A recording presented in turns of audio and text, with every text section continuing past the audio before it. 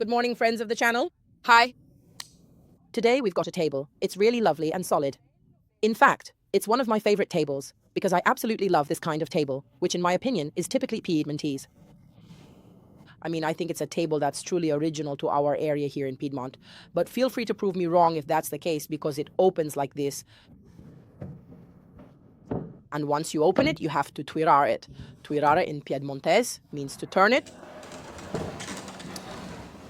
You could just call it a folding table. As you can see, it's really clever because once I've reached the end like this, there you go, it stops. So it's one of those lovely big tables where when two friends come over for a snack and then end up staying for dinner, you just open it up and it's good.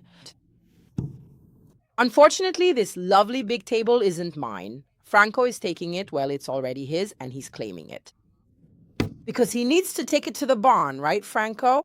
And you'd even like us to explain what this barn is, right? It's a house that Franco and Mariana have with their parents where they go to relax, have fun, care for the olive trees, and make olive oil. Let's say it's a beautiful house, but quite modest, where you go to relax and enjoy yourself, right? And you want this table quickly as well because you need it ready for the olive harvest. The table has to be there already. So right now it's November and you'll probably see this table during the Christmas holidays. It's always lovely to have a festive table at Christmas. But this table will be special because Franco gave us free reign. It has to be unique. It has to amaze. And we will amaze you. Let's get started.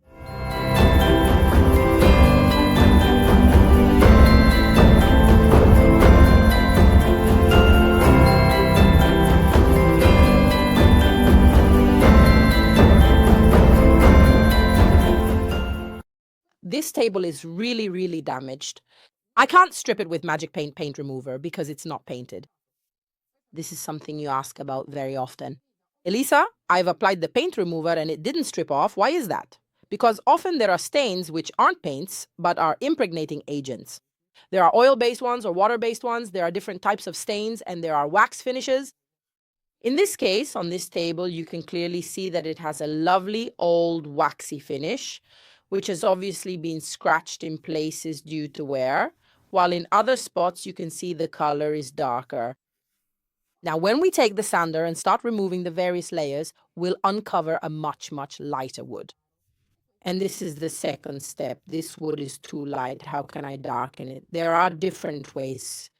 There are tutorials. You can darken it with colored waxes or color washes. There are many ways to darken wood, but you can also do the opposite.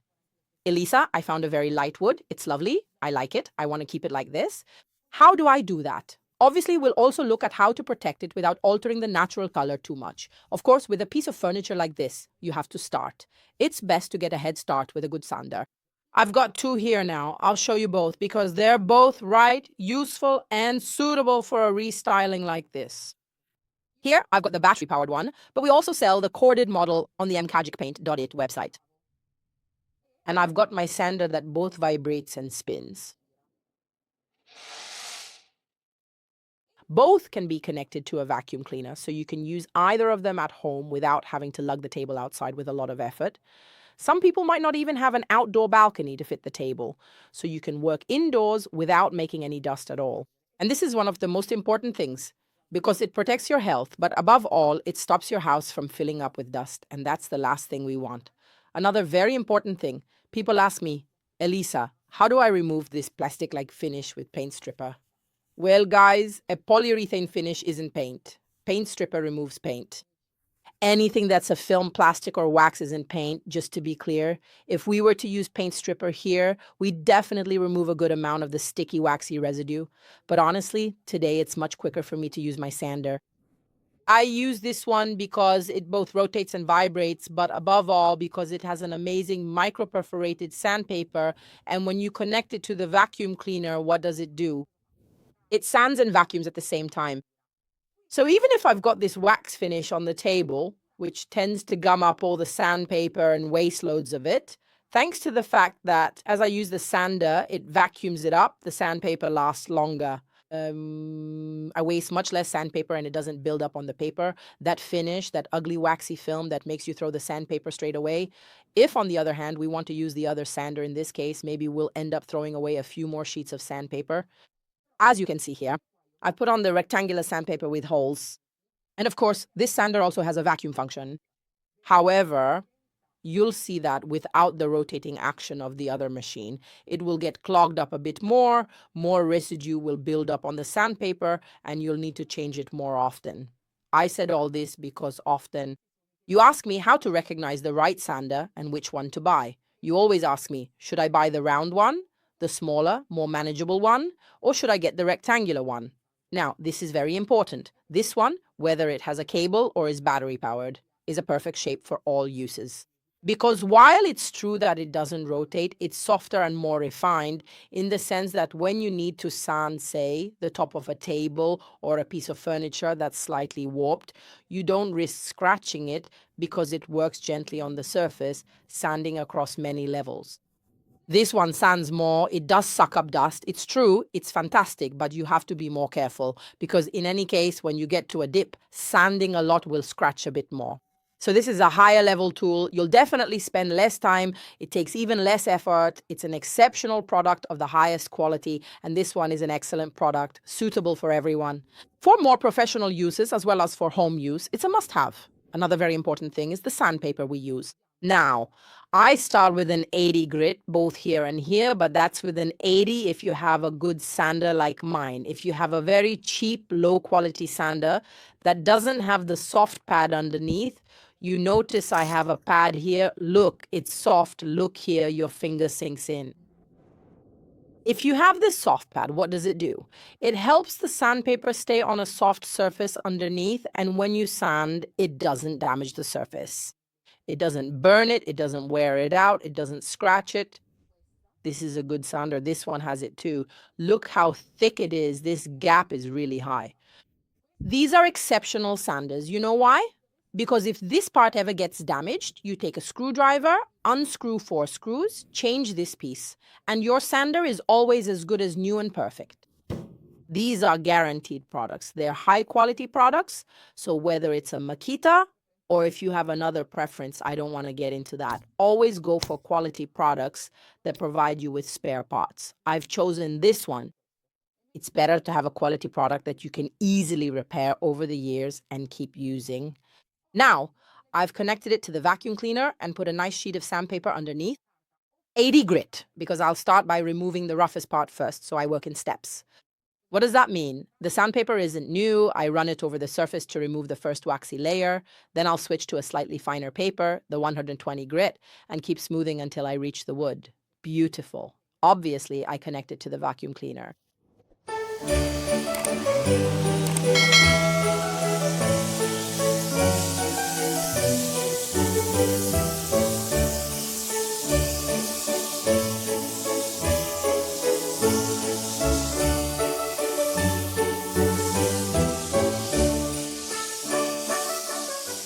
Look here, this white film confirms exactly what I've been saying so far. This is wax that's been worked and sanded, and now it's coming to the surface. So always remember, if you see white, it's because the wax has been scraped and is returning to its pure essence. This, on the other hand, is old, polished wax. Now I'll carry on with the first step of sanding over the whole table, and then I'll change the sandpaper.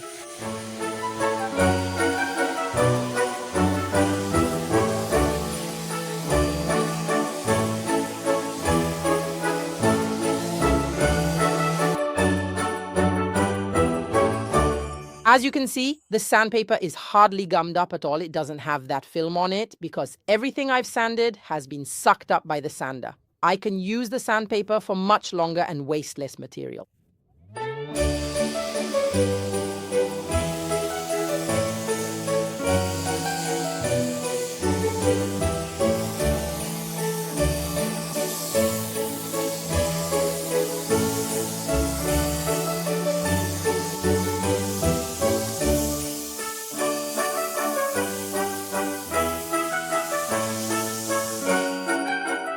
This is the sandpaper after removing all the wax, the first layer. It basically hasn't been damaged at all. In fact, I'll keep this one and set it aside for another similar use. You don't throw this sandpaper away, it lasts ages. Now I put 120 grit paper on. Why do I change it? Because a slightly finer paper helps me in sanding better, leaving a nicer, more velvety, smoother surface. And I get a more precise result. 5 seconds and it's done. Look at this.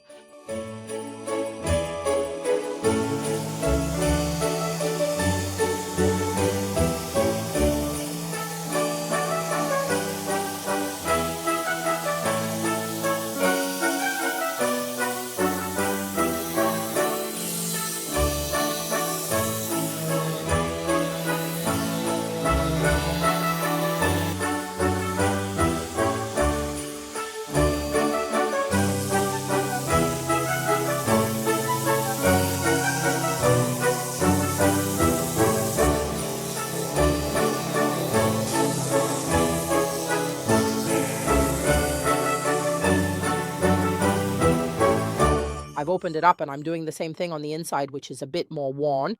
And in some spots, the planks are a little rougher, like here. If you look closely, you'll see there's a big hole here, almost on the outside as well. So I'm going to smooth it out as much as possible to make it nice and velvety. Back in the day when you opened the table, it wasn't such a big deal. People would just put a tablecloth on, and that was it. So they used to sand it down, giving the outside a nice finish, and when the tabletop was opened, it was a bit more rustic. So I do the same thing. First with 80 grit, then I go over it again with 120 grit. And here too, I'll definitely have the waxy patina and the stain. Just look.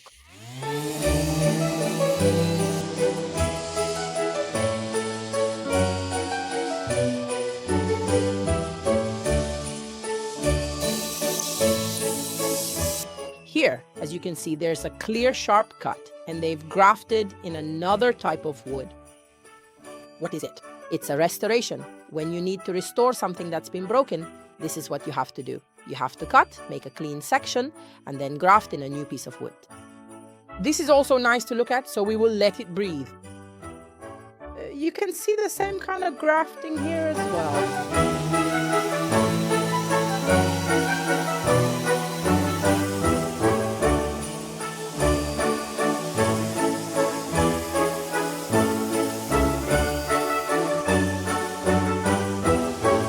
When I read comments on certain tutorials saying, "You're ruining the furniture, you should be arrested, it was better before, sacrilege," I wish you could come and see behind the scenes what we have to manage and handle every single day, because this is honestly what you call better before. This is what a rubbish sander does. It scratches. Do you see these notches?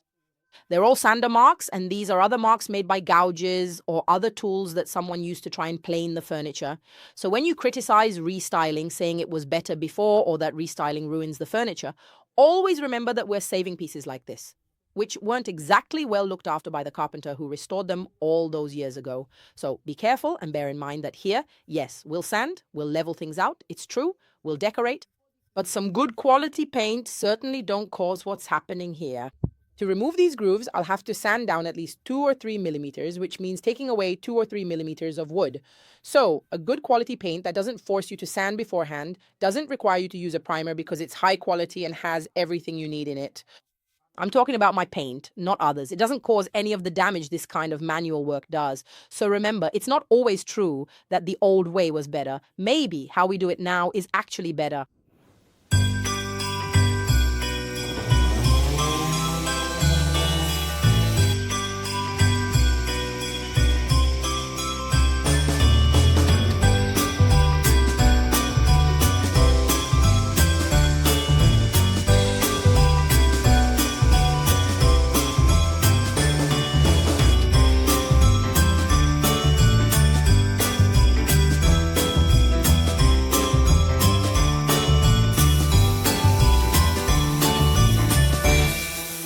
We've sanded our table and it's perfect. I used 80 grit, then 120, then for a very smooth finish, a 320 grit. Look how beautiful that is. Perfect. But Mr. Franco wants the outside to be serious, smooth, clean, perfect. Inside, though, we can go wild, right, Franco? That way, you'll have a good laugh when you host dinners with your friends. So let's start by protecting the outside. Now it starts to absorb as we spread on our Leggendaria wax with a brush, and we help ourselves with some steel wool like this. I use my Black King brush because I like its texture, and with very little effort, I protect it. Look at how deeply it really penetrates, and notice how the color of the wood already completely changes. Of course, I also work carefully along the edges, bit by bit. I'll probably do several coats as well. This is the first one.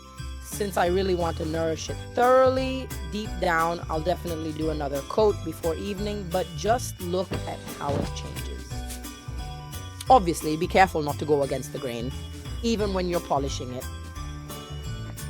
Let's make sure it penetrates deeply using some steel wool. This is the coarsest one. Later, in a few hours, we'll do it again with a finer one. If you want, you can also go over it a second time, but it really depends on what type of wood you have. If you have a more damaged wood, or if you have a nicer, smoother, more fluid wood, and you need to follow the grain of the wood. So this beam goes in this direction, at this angle, and here instead you follow it going the other way, like this. Be careful not to make the mistake of going against the grain because it scratches and leaves marks. Look how the color changes the moment it gets hydrated. This is the natural color of the wood. So if you tell me you want it lighter or you wanted it like it was before, because many of you say to me, after I applied the wax, the color of the wood has changed, it's become more reddish. Why is that? I don't like it. Okay, but we can't control nature. This is the color of nourished wood. So if you want it bleached, a second step will be needed, which is to lighten it with liquid or solid waxes, but by lightening it, you're also toning it. This is the wood hydrated in its natural state. The top has been removed and put somewhere safe so that the wax can penetrate properly, and then a second step can be done. In the meantime, let's start on the base. We'll color it Rose Kiss, yes, because you won't change your mind since you're just like him. Right? Are you sure? So, hot water, baking soda as always. Here I've got about 2 liters, so I'll add roughly 4 to 5 tablespoons and about a glass, all right? Don't get too hung up on the quantities, also because if it's too cloudy, it'll dirty the water. You'll need to redo it anyway, so make sure to use about a glass of ammonia for every 2 liters, that's fine. A slightly abrasive sponge. When we use these for really heavy cleaning, we then put them in the washing machine together with the cloths, and they come out like this, so you can reuse them quite well for a while. Mix the cleaning solution thoroughly and wring it out carefully because the wood shouldn't get soaked. Then, gently clean the surface. This step is essential, and don't think that just because you don't see any foam, it's not degreasing. Because it does degrease, and as you can see, it's shiny, so you still need to clean the surface before painting. And as you can see, the paint is solid, so it doesn't peel off. So we can easily paint over it. Obviously, if the paint had been peeling, you would have needed to do some prep work first, either sanding to remove any flaking or stripping the paint. Here, that's not necessary because it's really perfect and untouched. So then you rinse with a very well wrung damp cloth, just with water, and then once it's dry, you can paint.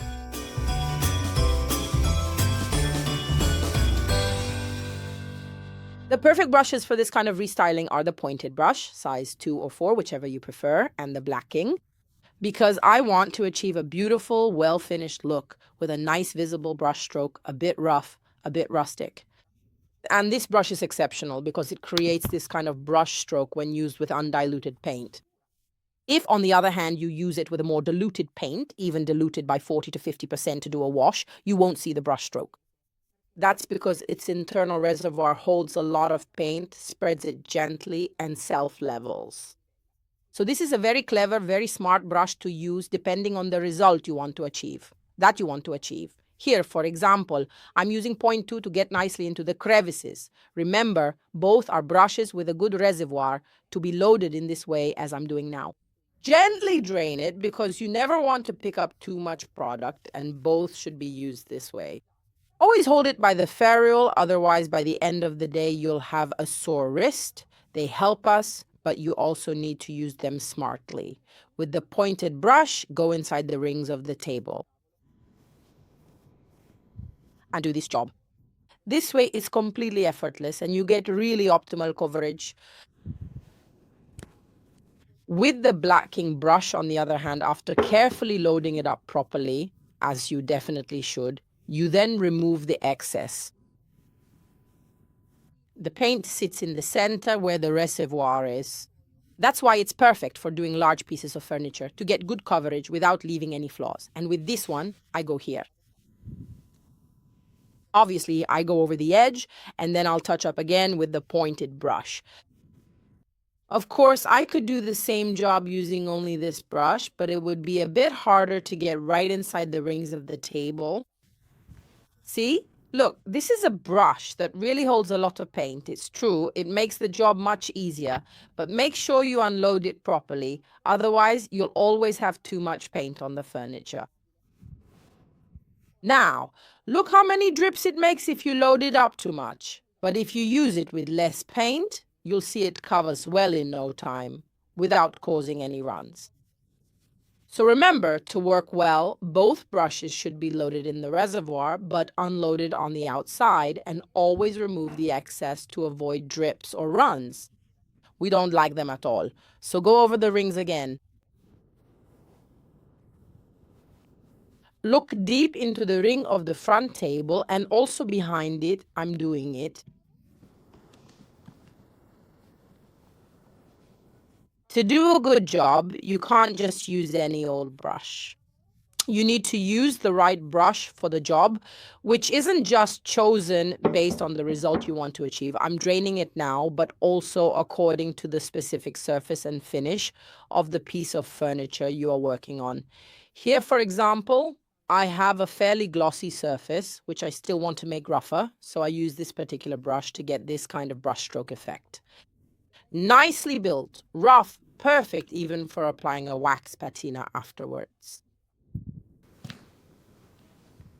Don't worry if you see that it's not very opaque. That's normal. The second coat will be really opaque. You see it's a bit less covering simply because the wood is very, very dark and also because it's so glossy. But with the second coat, we will finish everything.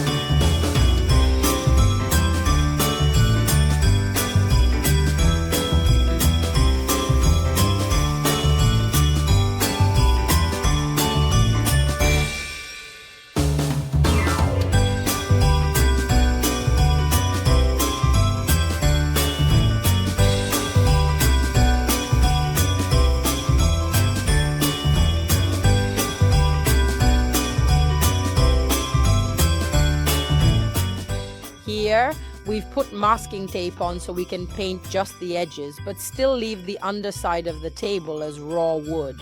We like this combination. But this way, by using the masking tape, we like it even more because it's well finished and there are no smudges, so we're just doing the sides. Then we remove the drawer because we're going to finish it properly before painting it. The table is completely dry. Time for the second coat. Now I want to show you how the brush spreads the color. Mi vogliono tutte. It has a fun name to help you understand that it's really an all-purpose brush. One you can use for loads of things, like creating noticeable wood grain effects, but soft.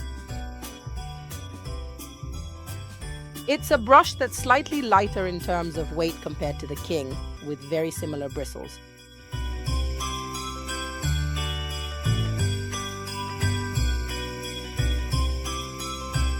Emma, are you still using the pointed brush? Yes, you're working on nooks and crannies. Let's smooth over the whole surface so there aren't any ugly marks. And voila, let's carry on.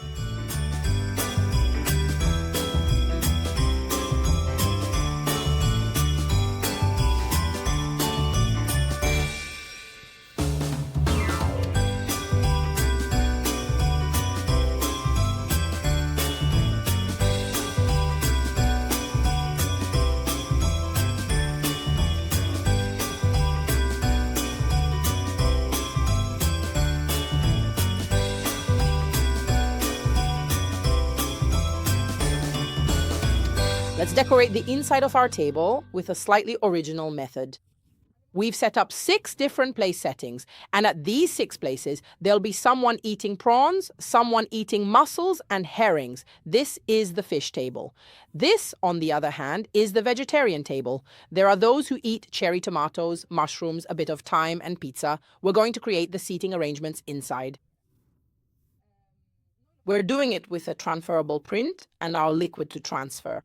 We'd like to remind you that these are photocopies you can buy on the website magicpaint.tt or from authorized retailers. Why do you need to buy them? Because they're not just ordinary standard photocopies. They're rather special because they're made with a non-eco-friendly laser printer. Unfortunately, the new generation eco-friendly ones aren't actually eco-friendly, as they use a particular liquid that is transferred onto the surface thanks to our magic liquid to transfer. So, let's take the photocopy. We place it face down with the drawing facing the surface. I've already more or less measured where the photocopy should stop. I take a piece of masking tape and secure my photocopy face down like this. Brush, I dip it in the liquid and I need to get a teaspoon ready. A regular teaspoon, the kind you use for tea. Make sure to lift the photocopy, because if you don't and just dip the brush and put it on the photocopy, you'll end up with a pool of ink. You mustn't do that, so I take a bit of the liquid. I carefully brush it onto a small section of the drawing, and I check it against the light. It shouldn't be too wet. It needs to be damp, moist, but not so wet that the liquid remains sitting there. If I blow on it, the solvent evaporates, so it doesn't make a puddle. Now, with the teaspoon, all I do is slide it over the surface. I need to be careful as I do this.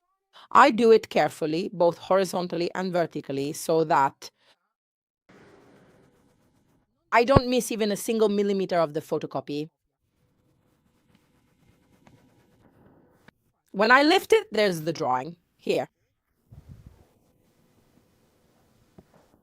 This is the outline for my painting. I will be painting it shortly.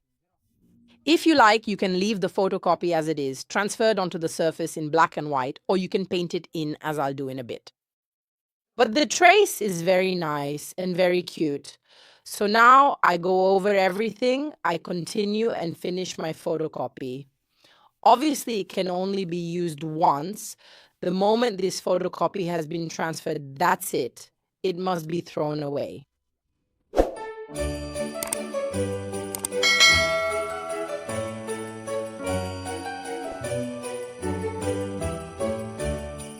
Now let's turn around and see if my slice of pizza was well done. And voila. Let's continue with the plate, the cutlery, and everything else.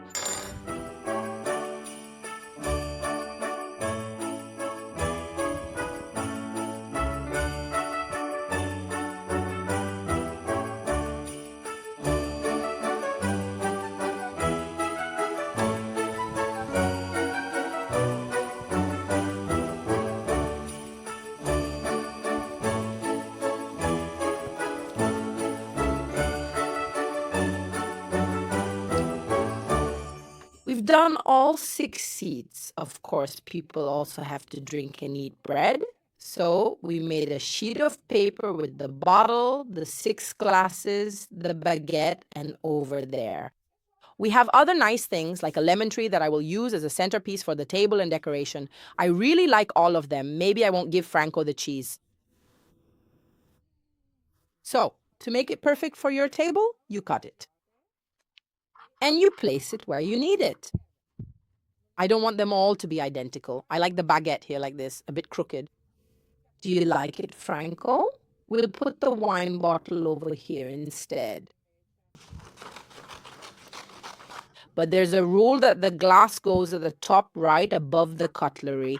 So on this, I stand firm on this. The wine glass absolutely has to go here. So make sure you put the glasses down before the baguette. So we'll put the glass here, touching the tip of the knife, and I'll set them all out like that. This way, with just one photocopy, we can do all 6. I'll carry on.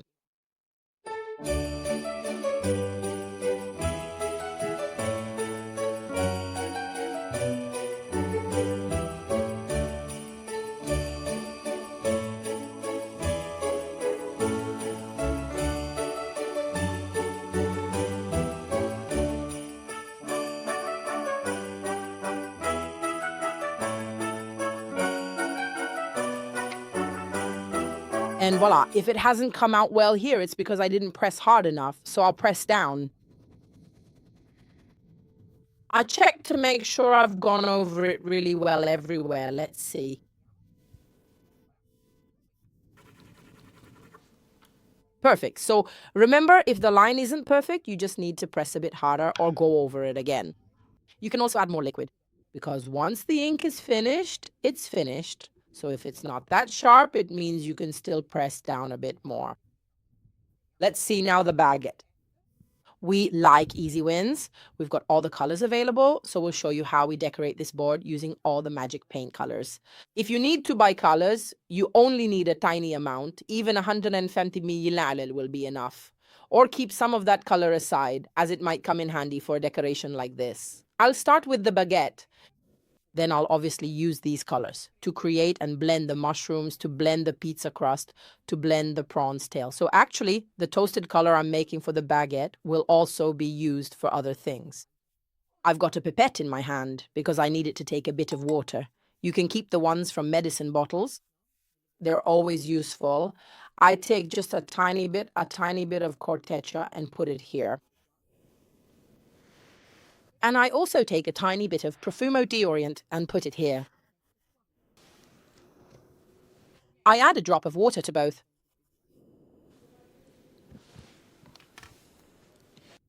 I mix the color because I want it more liquid. Obviously, it still needs to be very covering.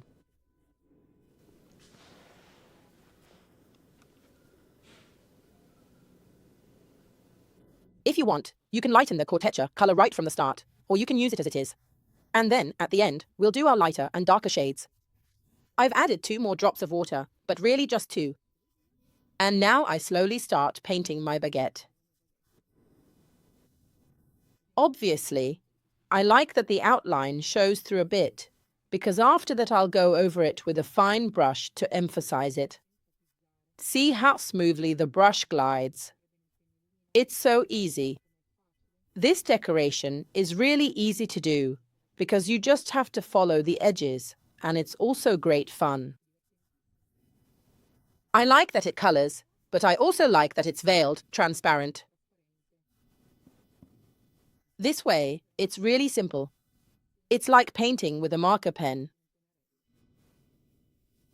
There we go. In some spots, if you want, you can already go over it again to make it a bit more covering. Like this. Because the raw wood underneath absorbs, so it has already soaked up the first coat. And if we go over it again, obviously it absorbs the second coat as well. And it really brings out the color. In short, corteccia is really the perfect color. It's great for doing all the bases, all the backgrounds, the leaves. At the base, they're always, let's say, with a brown base, then you lighten them up. So this color, this shade, is good for all of that.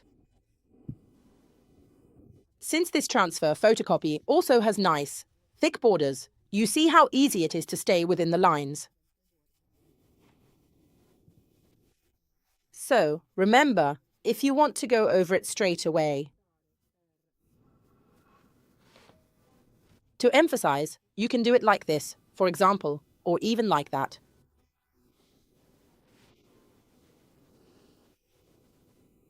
Now I'll finish off the last little bit, and now I'll do the shading using Profumo di Orient. Then again, add shading with corteccia on the parts where the baguette is sliced.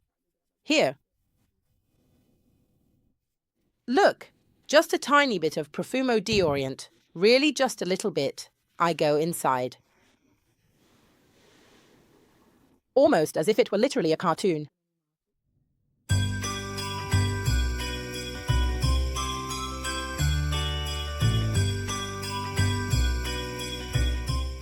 You see how simple it is, how easy. Then, on raw wood, it doesn't even smudge because it absorbs anyway. Let's say it's like working on a canvas or a piece of cardboard, it's the same.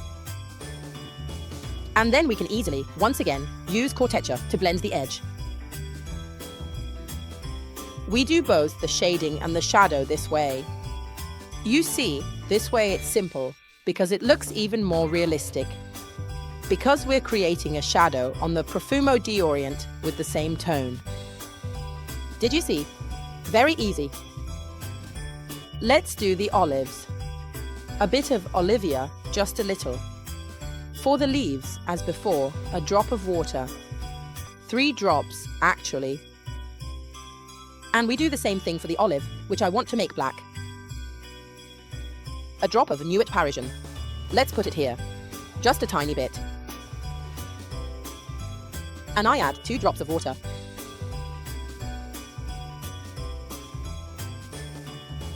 Here we go. Let's give this black a good stir. Then maybe in the end, you know my Nuit Parisian isn't a true black. We can use it for shading, for other things as well. I'll dilute it here too, and let's go to our caricature of the olive, which is here. A small leaf, don't worry, because the wood will naturally absorb it. It soaks up all the tones. And here as well, obviously, we'll carefully go over the edges and the olives again, making sure everything is covered, and also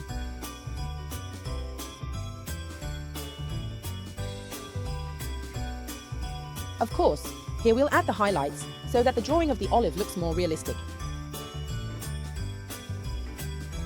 Now the other one.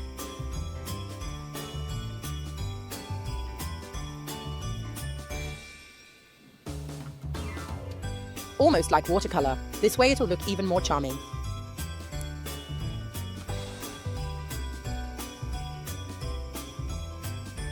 It's charming and easier for us, because by using a watercolor effect, we can see underneath and do the outlines. But as I mentioned earlier, we do all the outlines at the end. Outlines, shadows, and highlights come at the end.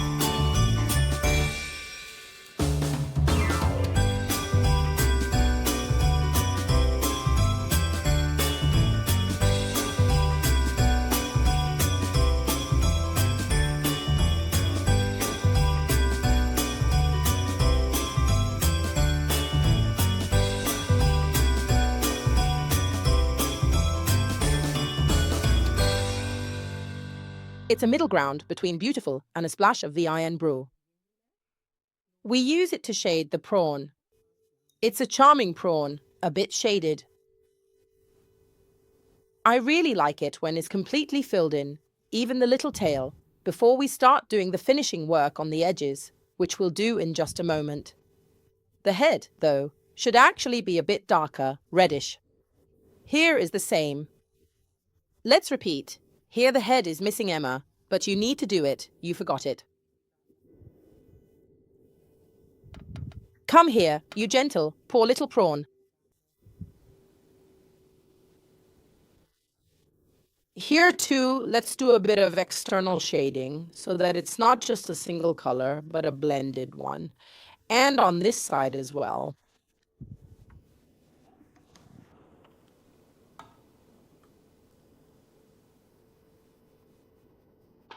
Now, using a small brush and black, I have a number 2 and nearby a 0. I go over all the edges because it's also essential to restore the edges. So, for example, here the eye is gone. You also go over certain types of borders that have obviously disappeared under the paint. This way, the design really does look as if it has been hand-painted by an artist. You see, this job is very easy to do because you just go over it, restoring it on all the designs. Because by using a watercolor-like paint, you can actually see them, you haven't completely covered them up. And so you can completely restore the design, respecting the original edges and the subtle shadows. See how easy it is? You need very little paint, a small brush, and I use a size 2 for the wider edges and a size 0 for the smaller borders.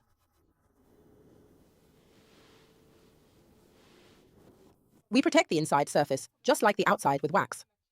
Obviously, I can't go rubbing with steel wool here, because otherwise I'd end up ruining these designs too much, and I don't want to ruin them. I want them to stay just like this, lovely, cheerful, and colourful. So I'll rub it in later with a soft cloth. I'll start here, where these knots in the wood are. They are beautiful. And look how the wood changes the moment you hydrate and protect it. Of course, the drawings remain. They are sealed by the wax. Franco preferred wax as protection, exactly. He said he'll go over it again, rubbing it in from time to time, so it's a brilliant choice. As you can see, when the drawings are sealed with wax, they become even more beautiful, more vibrant, more charming. And this really is the perfect table for a cheerful country setting. When you're there, relaxing in the afternoon, and you need to open up the table because your friends have stopped by for a coffee. And instead, they're still there for the 5 o'clock bread and salami, which then turns into the 10 o'clock bean soup. So I protect everything and give it a good rub. With a nice soft cloth. Leggendaria wax, I spread it over the surface before antiquing it. Remember, here too, use the crossed brush stroke. What does it mean? From one side and the other.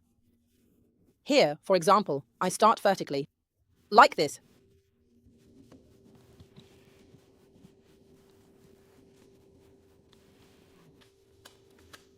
And once you reach the bottom and have finished a section, you smooth it out like this. It's always important not to leave any marks behind and to spread the wax as evenly and smoothly as possible, like the paint. Because later, when you age it with colored wax, these brush strokes will stand out. Always remember one thing as well. Magic Paint wax is an amazing wax, made with carnauba berry and beeswax, and it's highly protective. So please use it properly, trust it, because it's not at all weak. We're going to antique the whole structure, just the base underneath, obviously not the wooden top. We'll leave that natural, just as it is. We've chosen graphite to age it, a special wax, because it has exactly the shade of graphite pencil, and that's precisely why. It has a very slight brownish tint, which you'll see when I apply it, that helps this kind of restyling avoid being boring, because it won't be black or brown. It'll be a very strong aging effect, full of character. However, I mix it with a bit of clear wax to lighten it slightly, which also makes it a bit easier for me, especially when applying it. I remove a smaller amount so I can work the surface more easily by diluting it. For example, I need to soften it so that the darker part blends well with the clear one. Afterwards, once I've mixed and diluted it, let's get started. Pay attention now, because I'm going to show you how to antique both the leg part, which is much easier because of the moldings, and the smooth part, which isn't quite so simple. However, this is a very important step not to skip here. We're going back to what I said at the beginning. Today we're using this lovely big brush so that we get a nice, precise brush stroke, pleasing to the eye, but also strong and striking. Now the wax will work its way into the brush strokes created thanks to the Black King brush. So nothing was done by chance, and now all the pieces are falling into place. Like in a puzzle, I've put on gloves to protect my hands a bit, and I've got a dry cloth. I've already grabbed it and put it here nearby. Use a cloth, maybe one you've already used for other things, one that's not exactly pristine. Because obviously this colored wax will end up ruining it a bit. I always soak them in a bit of bleach and then put them in the washing machine. Especially when I wash rugs and cloths, but I realize that maybe not everyone knows this. As you can see, I'm carefully following along the circles on the leg, making sure that I don't accidentally miss any part of the molding. It's important to do this properly, because the wax always needs to be spread really, really well and deeply. You need to go deep. Otherwise, when you go over it with the cloth afterwards, you'll wipe everything away. Now I've done all the circles, and I make sure to check underneath as well so I don't miss any little bits. And now, of course, I'll do the smooth part. I take just a tiny bit. Because remember, all the excess wax you put on, you end up removing it anyway. So it's important not to waste product. Better to use a little less than to waste it. So use just a small amount. If you've put on a bit too much, take some off and lighten it up. Now, the leg is all nice and covered in wax, and with the cloth we're going to work gently. We allow ourselves this because, since we have applied the transparent wax just moments ago, we still have the soft wax underneath, which lets us gently remove the colored layer. I do the same thing here, pressing lightly, but not too much. Look at how light and soft color, like Bacio di Rosa, has gained character. Now you can see it's slightly cooler, but not an unfriendly coolness, more of a bold, spirited coolness. And look here, now on the leg, how it's holding the wax in its crevices. If we had used a different brush, if we had used an Elizabeth brush, for example, it wouldn't have produced this effect, because there simply wouldn't have been these visible streaks, and the wax itself wouldn't have settled so clearly into the brush strokes. So please, use the right brushes for your painting, and always choose your brushes carefully according to the specific technique you want to achieve. It's not as if any brush will do the job equally well. Have you got a brush left over from when you painted the front gate back in 2000? You think, let's use that one, it's good enough. No, brushes are essential for good restyling. See.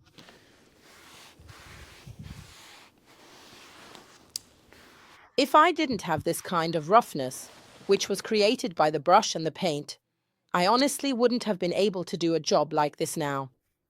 No, I only managed it because the brush created a truly perfect base for this specific kind of antiquing effect. So you've seen the part one worked on. It's definitely very different. In fact, now you can see this one, which is antiqued, and this one, which isn't, much lighter and smoother.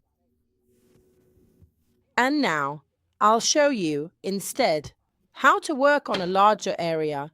This is important because I was careful to use the right brush as a base, the brush that allowed me, in the first place, to create a future patina. Here it's really important to work the wax in deeply, as I mentioned earlier. Here, even more so, because if you don't work the patina in deeply, when you wipe it with the cloth, as you can see, you end up removing almost everything. Look, here too, I apply it both horizontally and vertically. This way, I'm really working the surface properly. I smooth it out because I don't want to have ugly, uneven brushstrokes halfway through. I'll do this part as well while I'm at it. So it's all done and I clean up as well, here too. You see, horizontal and vertical. And now, with the cloth, I remove the excess. Be careful, you need to take the cloth and keep it nice and smooth, without any creases.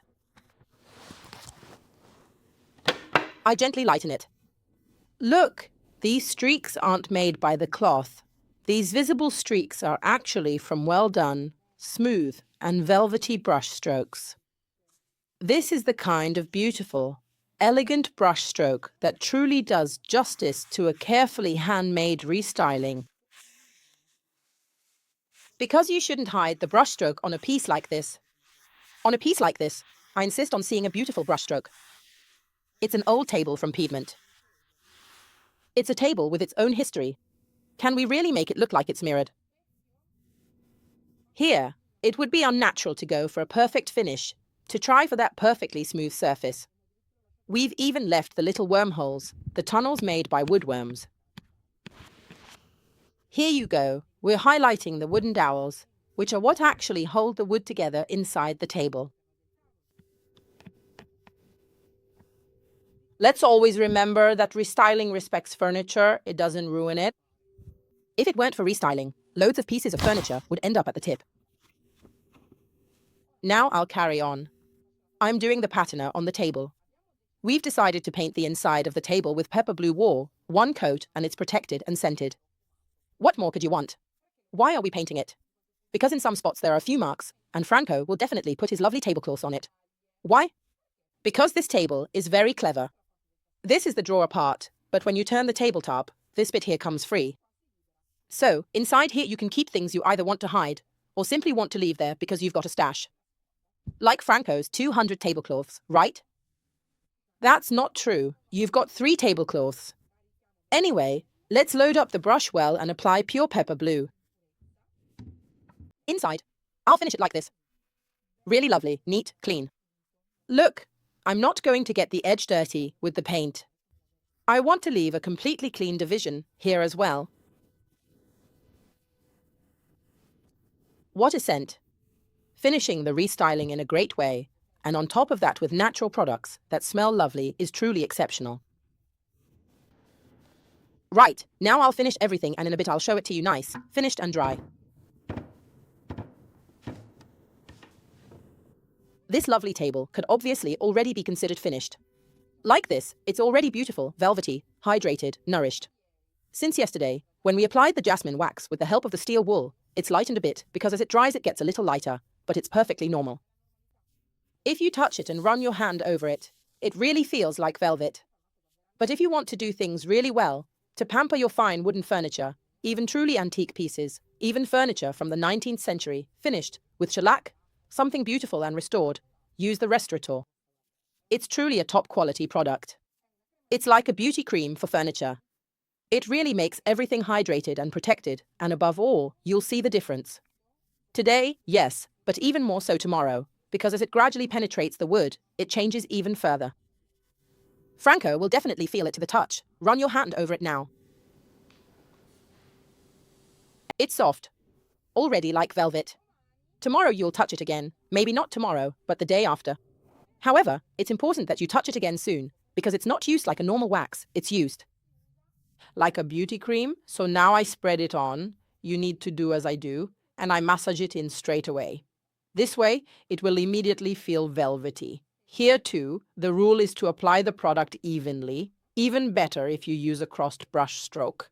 And here as well, the rule is not to waste any, so make sure you really spread it out very well. The product is always applied with a brush. You can use the same brush you use for wax or jasmine oil.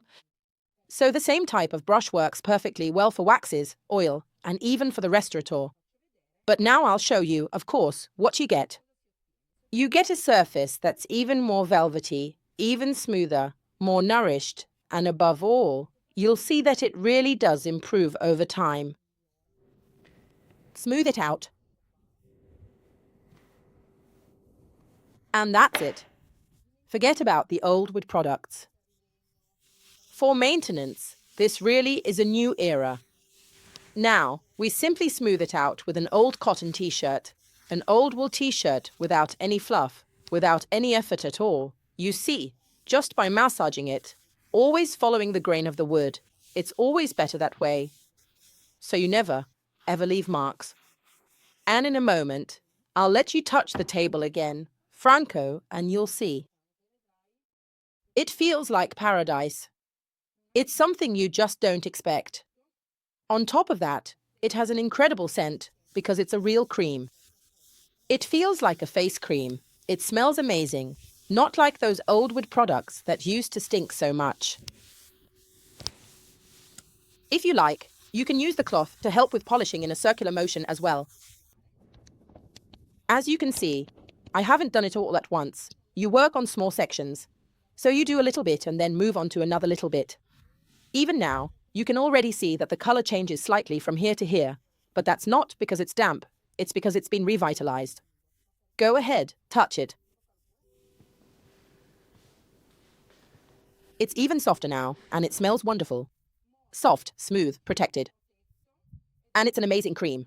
As I was saying, you can even use it on really important and valuable furniture. It's not wax, so you don't need to spread it as much as wax. It's really a beauty cream. I'm finishing off the table. Oh, you put it on the brush and not directly on the table to avoid patches.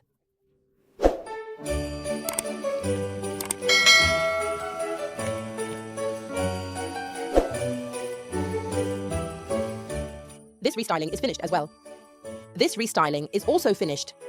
Let's say that this year, there are only a few of us at Christmas, just a small group compared to the big tables we usually show you at Christmas.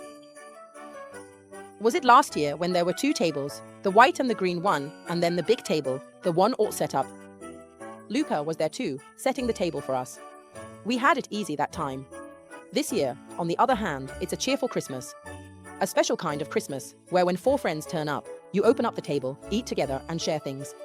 Because, in the end, that's what Christmas is really about, not what you eat, or how beautiful the table looks, but being together, sharing the joys of life with the people you care about. And so, something that makes you laugh, something light-hearted, is sometimes even more appreciated than a long, serious and formal table. So, with this tutorial, we say goodbye. Thank you for this wonderful year together, full of makeovers. If you copy it, post it in the group, because we want to see what your cheerful tables look like. Right? Anyway, when it's closed, it's really velvety and elegant. Right? Beautiful.